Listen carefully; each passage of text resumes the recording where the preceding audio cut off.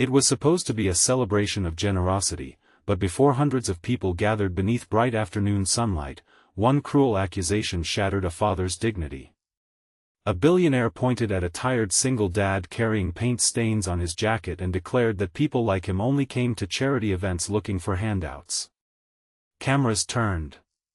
Faces filled with judgment. A little girl clung to her father's hand, trying to understand why everyone suddenly looked at him as though he had done something wrong. Then, just as security stepped closer, a frail woman in a wheelchair slowly pushed herself upright against every medical expectation, her trembling hands refusing to let history be buried any longer.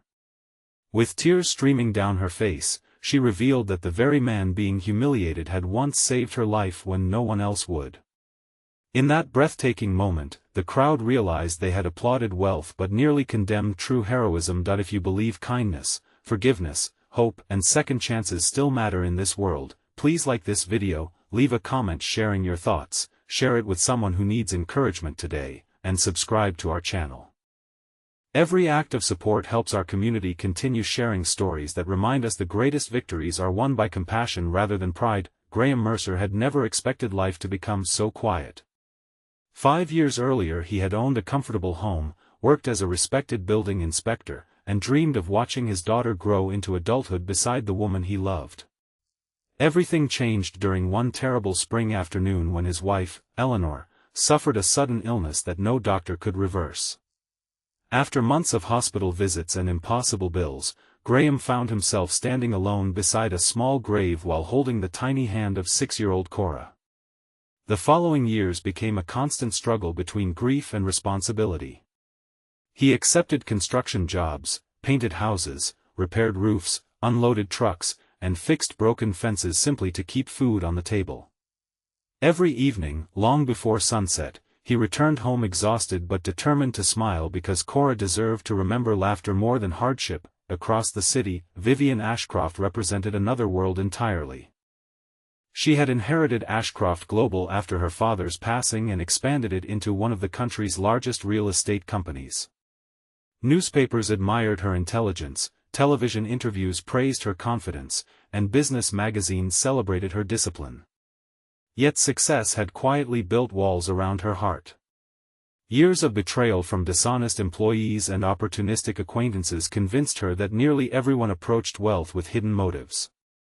She believed generosity required caution and trusted paperwork more than people. Although she donated millions to charities, her compassion often stopped at the numbers written on checks. Every year, Ashcroft Global organized a community restoration event where volunteers renovated neglected schools and playgrounds. The event attracted reporters, local politicians, donors, and hundreds of families. Graham joined simply because the neighborhood elementary school where Cora studied desperately needed repairs. He volunteered without expecting recognition, bringing his own tools because he knew many community projects lacked enough equipment. While others posed for photographs, Graham quietly repaired damaged benches, reinforced stair railings, and repainted classroom walls with careful attention that reflected years of professional experience. By midday, the school grounds buzzed with cheerful conversations beneath warm sunshine. Children laughed while planting flowers, musicians played gentle acoustic songs, and cameras followed Vivian as she toured the project. Everything appeared perfect until she noticed Graham entering the refreshment area carrying an old backpack filled with work gloves and repair supplies. Dust covered his clothing, and fatigue lined his face. One executive whispered that he looked suspicious because he had not registered through the company's volunteer database. Without asking questions, Vivian assumed he had appeared only to receive free meals and publicity. She approached confidently before reporters and politely but firmly questioned his presence. Graham attempted to explain that he had been repairing the playground since early morning, but his quiet voice struggled against the growing attention. Vivian interpreted his nervousness as dishonesty. She remarked that charity events existed for genuine volunteers rather than people seeking personal gain. Her words echoed across the courtyard.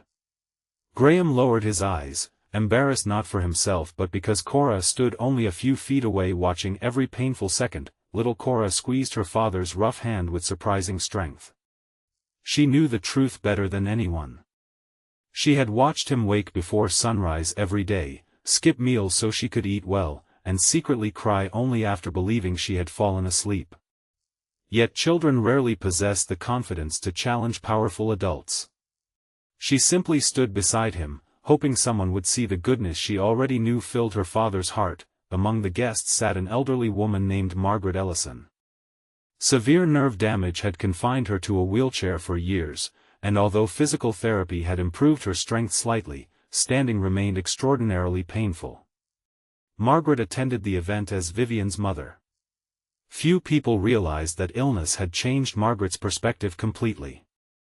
While her daughter measured people through achievements and appearances, Margaret remembered every stranger who had ever shown kindness during her long medical journey. As security approached Graham, Margaret stared intensely at his face.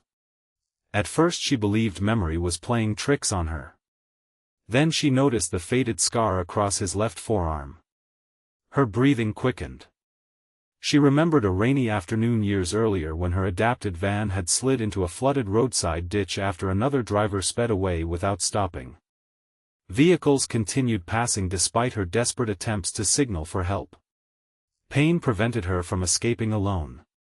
Just when hopelessness overwhelmed her, a construction worker abandoned his own schedule, climbed into freezing water, forced open the damaged door, carried her to safety, and remained beside her until emergency crews arrived. He refused payment, declined recognition, and quietly disappeared after learning she would survive. That man was Graham. Margaret gripped the arms of her wheelchair with determination. Her therapists had always encouraged small moments of standing practice, but never under such emotional strain. Ignoring every warning her body offered, she slowly pushed herself upward. Gasps spread across the crowd as the woman many believed unable to stand rose trembling before everyone. Her legs shook violently, yet her voice carried remarkable strength. She revealed that the man being publicly humiliated had once risked his own life to rescue a complete stranger without asking her name or expecting anything in return. She described how he wrapped his own jacket around her shoulders during the freezing afternoon, comforted her while she cried from fear, and waited until paramedics arrived before quietly leaving because he wanted to return home to his family. She admitted that years of searching had never allowed her to find him again. Tears streamed down her face as she explained that today's accusations dishonored the very man who had given her another chance to watch her daughter succeed. Silence consumed the schoolyard. The reporters who moments earlier had focused on Graham with suspicion now turned every camera toward Margaret. Volunteers who had quietly believed the billionaire's assumptions looked at Graham with growing shame. Even security stepped back, uncertain how events had transformed so completely within minutes. Vivian felt something unfamiliar settle heavily inside her chest.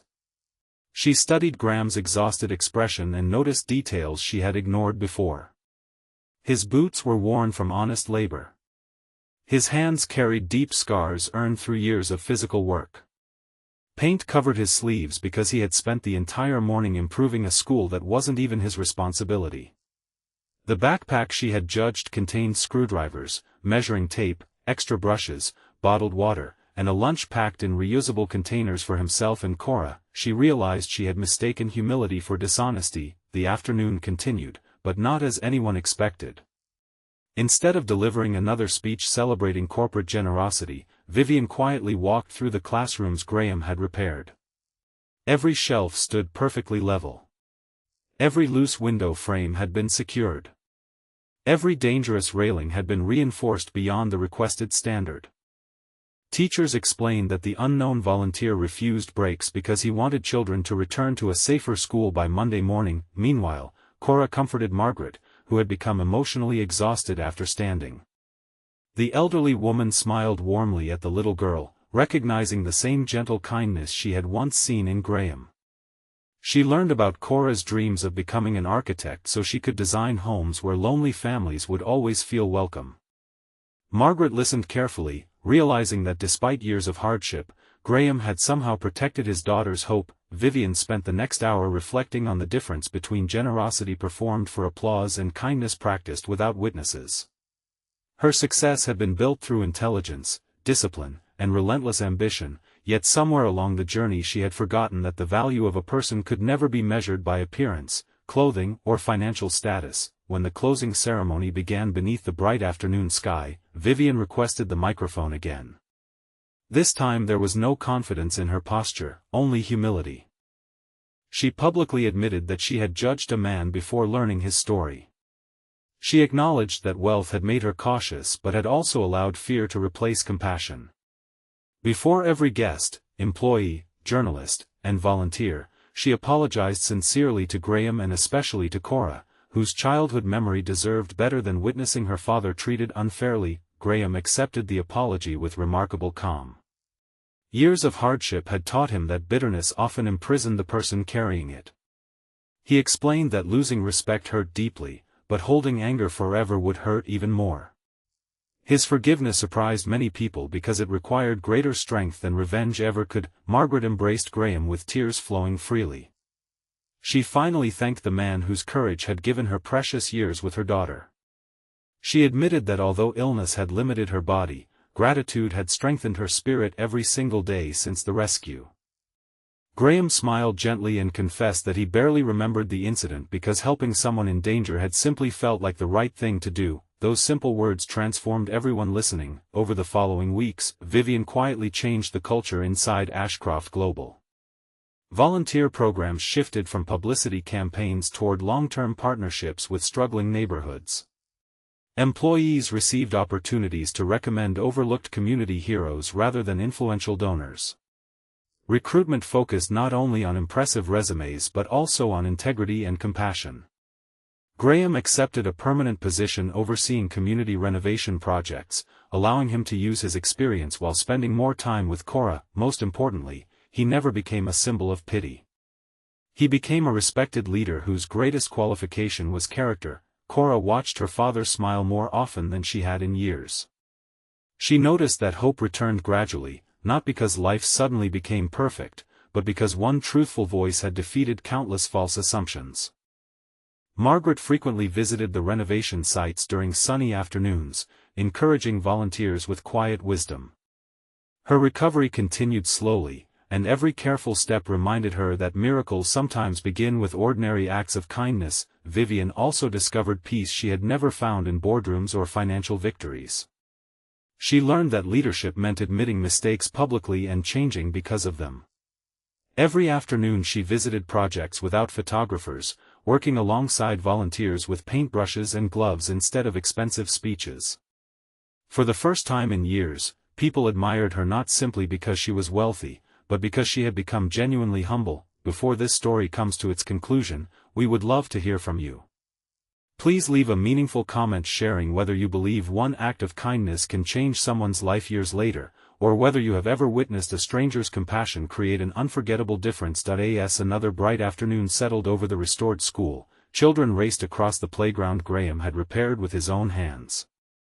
Their laughter echoed through fresh paint, sturdy railings, blooming flowers, and safe classrooms that would serve generations to come. No monument carried Graham's name, and he never asked for one. The greatest reward stood before him every time Cora laughed without fear and every time another family enjoyed a safer future because someone had chosen compassion over judgment. If this story touched your heart, please like this video, leave a meaningful comment, share it with someone who needs hope today, and subscribe to our channel so you never miss another emotional journey. Remember that appearances often hide extraordinary stories. Humility will always outshine pride. Forgiveness heals wounds that anger never can, and sometimes the richest person in any crowd is not the one with the largest fortune, but the one whose quiet kindness has already saved countless lives.